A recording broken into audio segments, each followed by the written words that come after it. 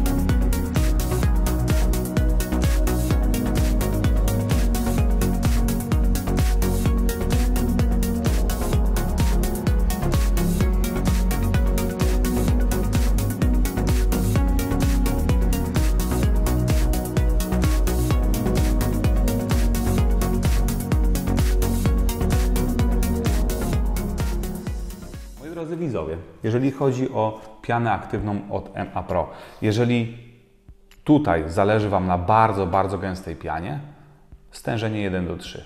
Ale jeżeli lubicie taką mocno wypośrodkowaną, chociaż uważam, że też jest gęsta, 1:15 spokojnie można sobie wlać do pianownicy PA i będzie idealnie. Dla tych, którzy nie lubią zbyt gęstej, oczywiście wiadomo teraz, że jeżeli ta piana bardzo gęsta jest, no to też więcej trzeba poświęcić czasu na jej spłukanie. W przypadku stężenia 1:15 piana sobie siada na takich letnich zabrudzeniach. Oczywiście jest to neutral, więc tutaj nie licz się, że ona w okresie zimowym zrobi Wam jakieś duże wow.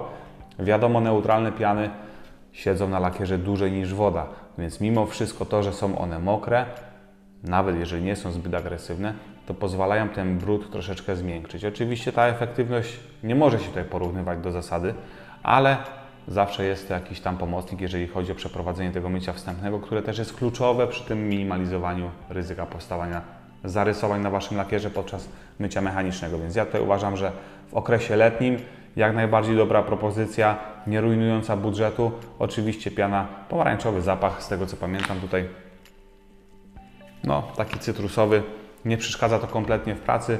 Mało tego, nawet gdzieś tam na wolnym powietrzu delikatnie da się to wyczuć.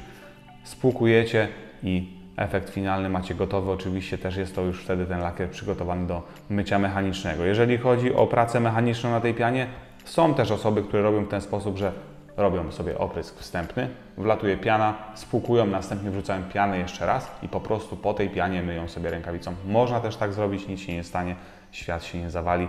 W moim mniemaniu takie piany są również dobre do wlewania ich bezpośrednio do wiadra, jeżeli chcecie sobie po prostu umyć koła. Ja właśnie tutaj bardzo często też korzystam z tej piany w tej formie, czyli wlewam sobie 20 ml na wiaderko wody, powiedzmy tam na 10-15 litrów i wtedy ta szczota do felg po prostu mniej mi chlapie, bo jest bardziej spieniona ta woda i uważam, że jest to taki dosyć ciekawy tip.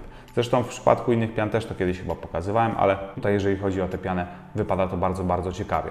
Neutral na lato, widzieliście na Skodzie, że ona nie była mocno brudna, ale trzeba ten oprysk wstępny, czy to mycie wstępne przeprowadzić po to, żeby nie napytać sobie biedy. Także moi drodzy, ja Wam bardzo dziękuję za uwagę.